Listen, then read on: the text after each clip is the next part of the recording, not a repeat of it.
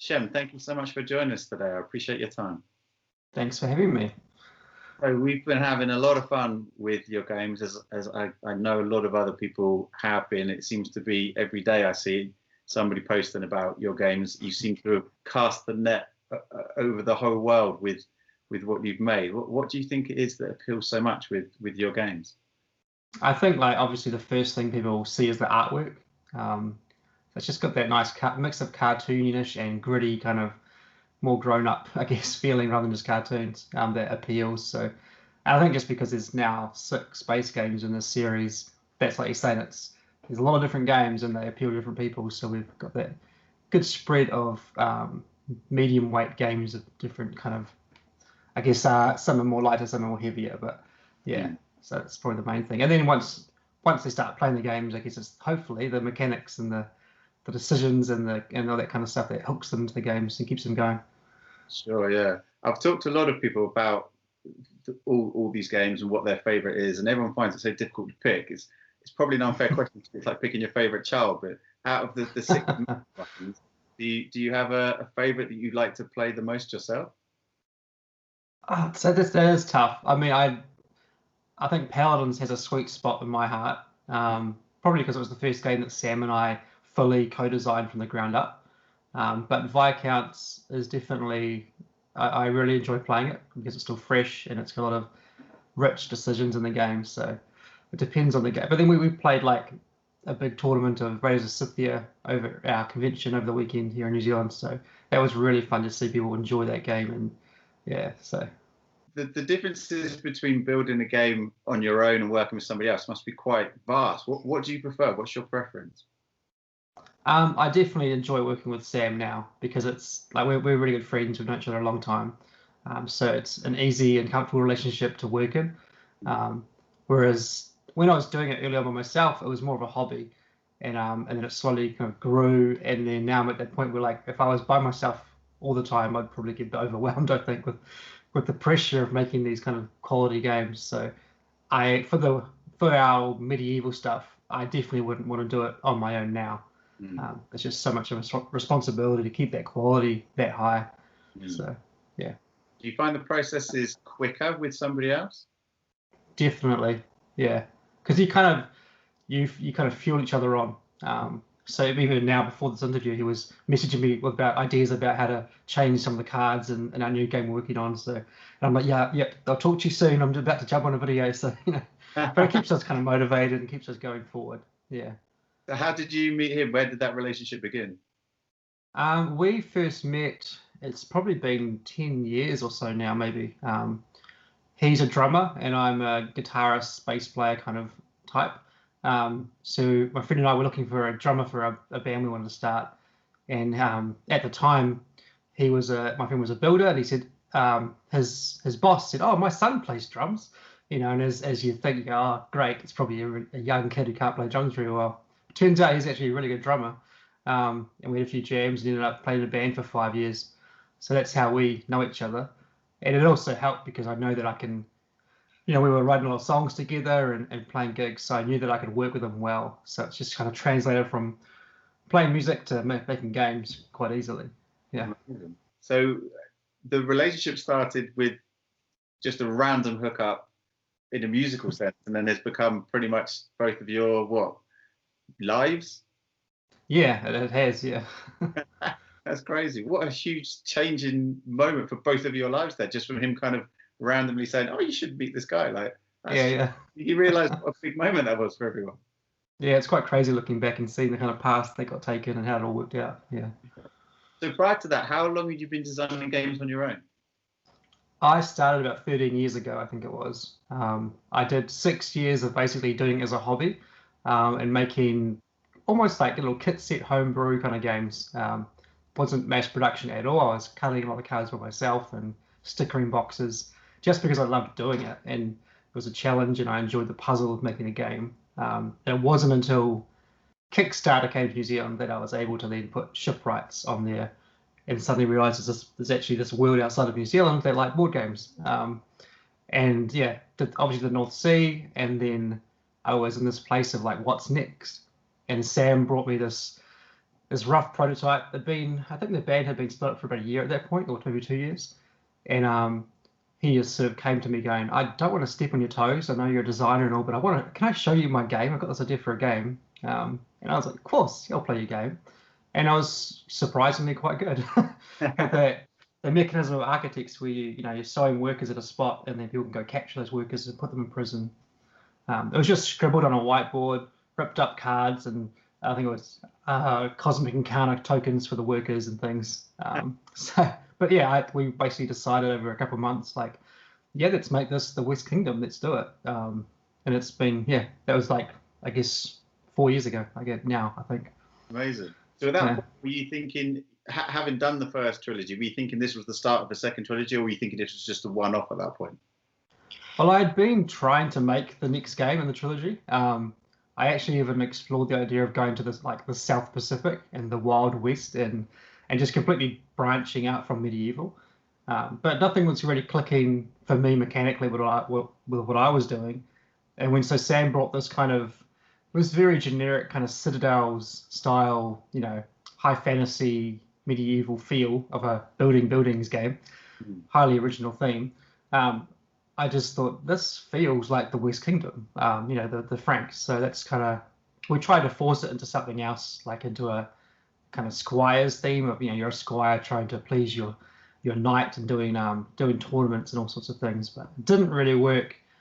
And despite the fact that it's hugely generic to build buildings in France, we just thought this theme works. Let's just run with it. Yeah.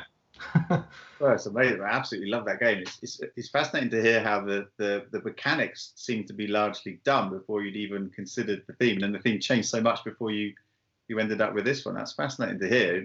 Is it always like that? Does mechanic come before theme for you? I think mechanics are definitely our focus. If that's not already obvious in our games, we're not big on narrative and things like that, but we like to kind of establish the setting at least. So we know we're in old Francia, old France, and what's the story? Like, what are we doing as players? Kind of like to get that locked down, and then from there try and spark ideas for mechanisms that support that setting. And hopefully, as we start designing that, we can really get richer on the theme and try and use that to inform more decisions from a design point of view. So it's kind of like a hand-in-hand process of those two things. Makes sense. And then with the Rune Saga and the Tomb Saga, the game that brings each of the trilogies together into play these three games back to back, and it isn't just playing them back to back, but adds more to it. Was that always a thought process for you along the way, or was it something like, okay, we've made this first three set of games now, is there a way we can bring them together somehow? Yeah, it was later. So, but with the North Sea, I never had any intention of doing a trilogy.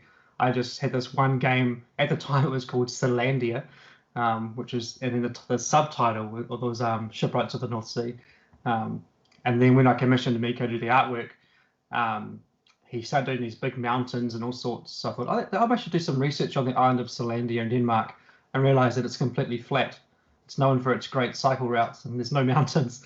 So I thought, that title's not going to work anymore. So I just ended up going with Shipwrights. And it wasn't until that was on Kickstarter that people basically said, like, this is great that we can build these Viking ships, but why can't we go raiding, with these ships? And that kind of sparked the idea for the second game.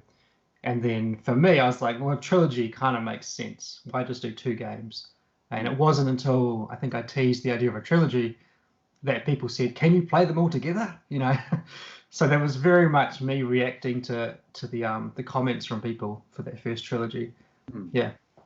It's a nice way to bring them together, because they're all, obviously there's a theme connecting them, but they're all very different games, like you talked about, with different core abilities, with different core mechanics. But bring them together in that way, really, it adds something quite special. And you said earlier you're not known for your narrative, but that sort of brings the narrative to the three. It kind of enhances them all together, I find. Yeah, kind of like we don't force a narrative, I suppose, but we kind of give a bit of a very broad brushstrokes so people can, I guess, insert themselves into a narrative and imagine themselves as these warriors. And yeah, that's more of what we do, I think. So in terms of the art, how did that come about? How did you two guys meet?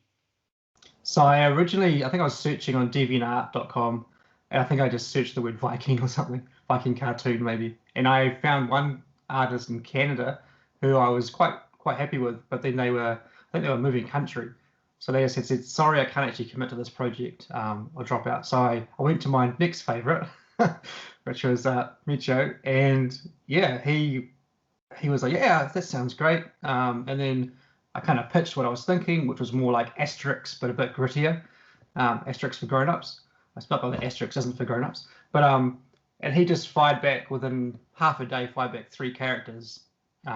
And I was just sold. This is amazing. I've never seen artwork like this for a board game. So that's how it all started. He's never done games before. I don't think he's even played any of his games that he's illustrated. So You kidding? yeah. Where is he based? Where in the world is he? He's in Macedonia. Oh wow. Okay. Have you guys met? No. Wow. So you've worked One day we will. all these years, just all over email and. Yeah. That's amazing. That person who turned the gig down first up must be kicking themselves now, I bet. I don't know. They probably found something else there. That's fascinating. Wow. So you two guys just have created this. I mean, it feels like the art and the game is just so in synergy with each other. It's amazing to think that you guys have created that from thousands of miles away from each other. Yeah. The art really inspires the games, like the future games, and then I can't say that the games inspire his artwork because he's never played them, but he just loves creating. He's so good at creating characters and with feel and drama and just bright colors. So it supports what we're trying to aim for.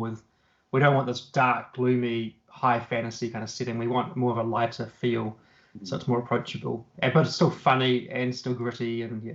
So after you finished the second trilogy, what was the feeling at that point? You obviously you've done more than just these 6, but these are the sort of the big 6 within your portfolio that everyone knows and loves you for. What was the feeling at that point? It must have been the end of quite an epic journey. 10, 13 years worth of work, bringing new people into the picture and working with new people. What was that feeling when that 6th big game went out to market? How did you feel? It is quite surreal knowing that it's like. It feels like Sam and I just got started, and that's the end of one of the trilogies already. So very odd. We have 3 expansions for West Kingdom planned for next year. But yeah, as far as the base games go, it's like, oh, it's done. It's quite a strange feeling. Yeah. But we are going to do 2 more trilogies in the south and the east. So we're technically halfway through for us. But knowing how fast this one's gone, it's like I'm going to be like in my late 40s if I blink my eyes, and it's going to be 6 more games. So. Yeah, exactly. It's a weird feeling. Yeah. But the overall plan is to have 4 sets of trilogies, is it? Yeah. What can you tell us about the other 2? So for the next one, we're going south with the Saracens, and we're really trying to do our best to make sure they stand apart as trilogies. So the North Sea was blue box covers and very much about glory and death and battle and that kind of feeling. The West is obviously the orangey red boxes. And there's big focus on like debts and corruption and virtue and that kind of thing. So for the next one, it's going to be very yellow tones, obviously with desert and things. And we're going to focus mechanically using a lot of dice. So just to make it feel a lot different, we're not going to have virtue systems or not going to have people dying gloriously in battle, just so those things don't bleed over. So we're going to focus a lot thematically on it's known as the Islamic Golden Age, where they did lots of advancements in science and mathematics and all sorts. So it's going to be quite interesting. Going to stay away from all the combat and that kind of stuff a little bit. We can't help ourselves usually, but a little bit, and just focus more on like this kind of cool era of society of history around what was called the House of Wisdom, which was a massive library in Baghdad. So it's going to be quite fun, different themes. Awesome. And is that next year? Probably 2022. Yeah. So we've started designing the first game.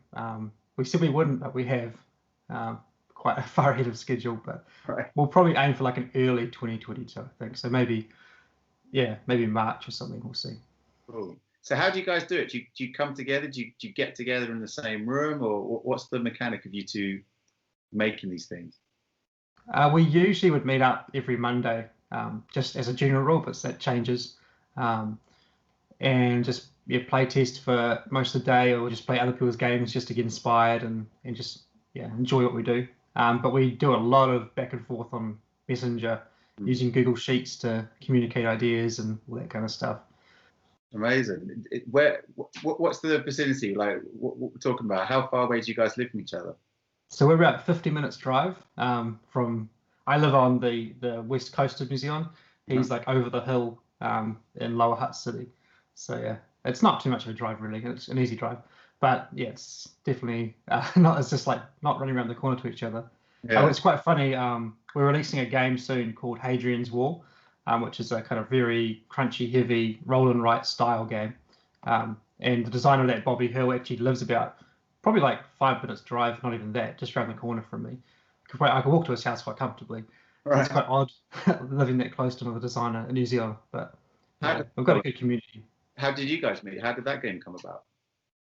That was just through him joining my local game group. So we do a Thursday night, and it was like a friend of a friend of a friend kind of slowly invited each other to this group. So Bobby shows up one day, and would have been probably 2 or 3 years ago.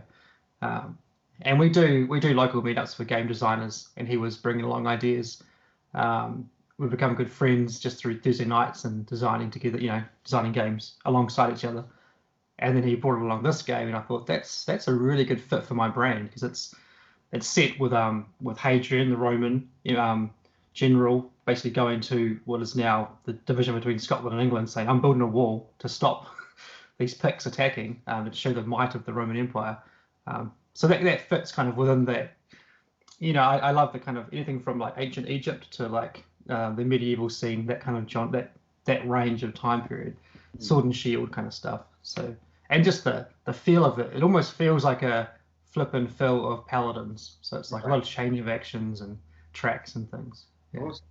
Do you find that happens quite a lot when you play with other people, that they're often sitting there thinking, this is Shem Phillips, he's made a ton of awesome games, I've got a game on my head, I've got to get him alone for 5 minutes and just pitch him ideas. Does that happen a lot? I don't actually get too many pitches from other designers. Like it would be a handful a year. We don't really advertise that we accept pitches. So, and we don't usually accept pitches. But if something really sings and I know it fits my brand, I'd definitely look at it. Yeah. Well, it's pretty fortunate that the one that sort of ran true for you the most is a guy who lives 5 minutes down the road and you play with him. Works out pretty good for everybody. So is this guy's first published game? Is this going to be his first thing out? Yeah, it will be. He's been doing a lot of designing in the background for the last, I guess, 3 or 4 years. Just lots of prototypes and designing and experimenting. But this is the first one that, for me, fit my brand. He's actually a British guy living in New Zealand for the last 10 years or so. Right. Yeah.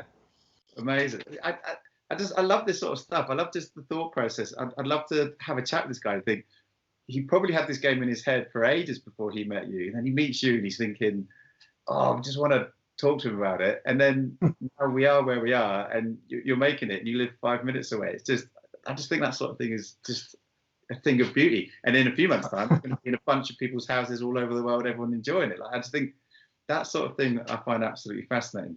So going back to the name, where does Garphill Games come from? What was the idea and the thing behind the name? So it's a combination of my dad's name, Gary Phillips, basically. Yeah. Okay. So he passed away when I was quite young, so it's sort of honouring him, and because family's important, and a lot of my inspiration and I guess love for board games comes from playing games, card games and puzzles and all sorts as kids growing up. So, and the bird in our logo is actually a robin, which is my mum's middle name. So yeah, nice tributes to the parents. Yeah, and she still buys all my games. So how does she kind of think? Like, she sees her little robin going out to all these people around the world. Like, does that sort of thing compute? Like, just how big it's become? Oh, definitely. She's so creative herself. Amazingly talented artist with her. Does like mosaics and sculpting and painting and all sorts. So I can't draw to save my life, but her and my brother are extremely talented artists. So yeah, they love the creativity. They love seeing the products being made, and yeah, great. So, family table, everyone comes around. Are your mum and your brother pitching you as well? Actually, my brother doesn't like games much at all, which is quite funny. Like, he does lots of illustrations for us, but he's not a gamer. He loves digital games, obviously, as everyone does. But yeah, he's not like the kind of person that can sit down for a 30-minute teach. He's like, teach me in a minute, otherwise I'm out, I'm zoned out. Really? But I think Micho is the same. You know, they're these really highly creative artists, but as soon as you want to get them some analytical kind of information, they're like, "No, I'm done. Yeah. I just want to draw pictures and play shoot 'em ups on the computer." You know. Yeah, fair enough. I get that. I wanted to ask you about that actually, with the age ranges that you pick for the games. I know a lot of this stuff is sometimes to do with legal things of the components and the artwork and stuff, which is obviously sometimes a little bit confusing for people because they think it's actually a recommended playing age, but it's all the legal stuff.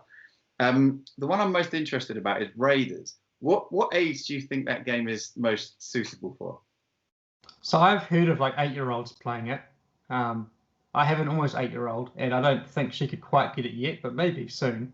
But I think 10, 12 and on, I think Raiders is quite easy if you've grown up in a family playing board games, I think. Yeah. And obviously, depending on the kid, the attention span and the desire to actually play board games. Yeah. Yeah. So it's not. I don't think the rule set's too heavy for younger kids.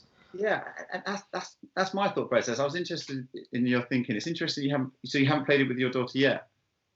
No. Okay. I played it with my son today. He's 7, and obviously we play games all the time. Like, you know, he beats me at side. You know, he knows what he's doing when it comes to board games.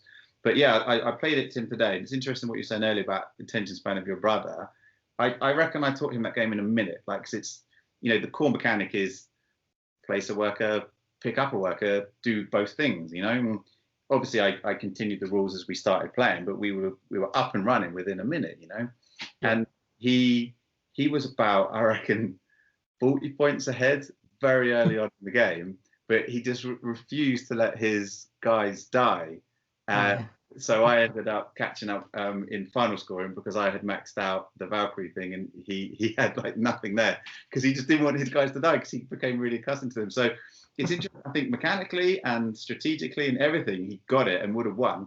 It was more just the fact that he was sort of in love with his characters and didn't want them to go away. But yeah, I find it fascinating. I think a lot of these games, I think family gaming is massive, especially in, you know, the lockdown era we're all living in now. You know, I get to play with my friends every now and then, but I play with my family way more than I do my friends right now. And something like this is, you know, 40-year-old guy and 7-year-old son, it worked beautifully. And I just think it's a key thing I want to kind of get out there to people, that don't have to play, you know, just a bunch of habit games all the time with their kids. You know, like, they're fun, but, you know, you can have something a little bit more meaty with them. So the new stuff that you've got coming out, the expansions next year. Which games did you say you were doing the expansions for? So we've got one for each West Kingdom game. So early next year we'll see one for Paladins, and then we'll do a second one for Architects, and then probably this time next year will be the first expansion for Viscounts. Amazing. I haven't got the first Architect expansion yet. I need to get that because I played it a few months back and posted something on Instagram, and then everyone just hit me going, "Oh my goodness, have you got the expansion? It's just amazing." It's like, I'd only just played it for the first time a few months ago and absolutely fell in love with it, but then instantly everyone's telling me, no, you need to get more for it. When you're making those expansions, what is the thought process, the timeline, sorry, of how that happens? Is it, as you're making the game, you're thinking this would be cool, but it adds maybe too much complexity, so I'll leave it for the expansion, or does it happen after the game's done? The general thing is it happens afterwards. So, and often it happens after the release too. So we often like to wait for the feedback from the, because, you know, you play test as much as you can. You might get in like maybe 200 plays, and like you think you've seen the whole spread of everything, until it gets out to like thousands of people playing your game suddenly, and they're seeing these like new kind of, especially with like Architects, these new like play metas happening within the group of like, we never considered people would want to do that, but it's working out in their strategies and things like that. You kind of react to. So the expansions for Raiders were very much reactive to comments. So one comment was that there's not enough iron in the game. You can't get armor. If everyone rushes armor, there's no more iron, and the offerings dry up. So with Hall of Heroes, I kind of added this new way of getting more iron. And the other comment I got was that some people felt there wasn't enough risk in raiding, like you'd never lose a raid or that kind of thing, which wouldn't be too harsh. But that's what kind of inspired Fields of Fame, was that when you go on raids, there might be Garls you can encounter that makes a bit more of a risk and a moment of like suspense. So yeah, we do that. With Viscounts, however, we were so far ahead on schedule that game's just coming out now, and I think it's in retail next month. We've almost finished the expansion for that because we were so far ahead, but we didn't. We'd finished the base game and then almost jumped straight into the expansion afterwards. Right. Yeah. Well, it was probably a few months, but yeah. So that's a bit different because we haven't had that feedback. We don't know what people like and don't like, and so that's the good thing is we've got like another probably 6 months we could change things if we want to. But yeah. That's interesting. So you mentioned that it was the South was going to be the third trilogy. What was the fourth? So the fourth will be the East, which is the Byzantines. I have no idea what that will be mechanically. The box covers will probably be like blacky green, kind of dark forest kind of feel. Okay. But we'll have to find something that makes it stand apart from the rest for sure.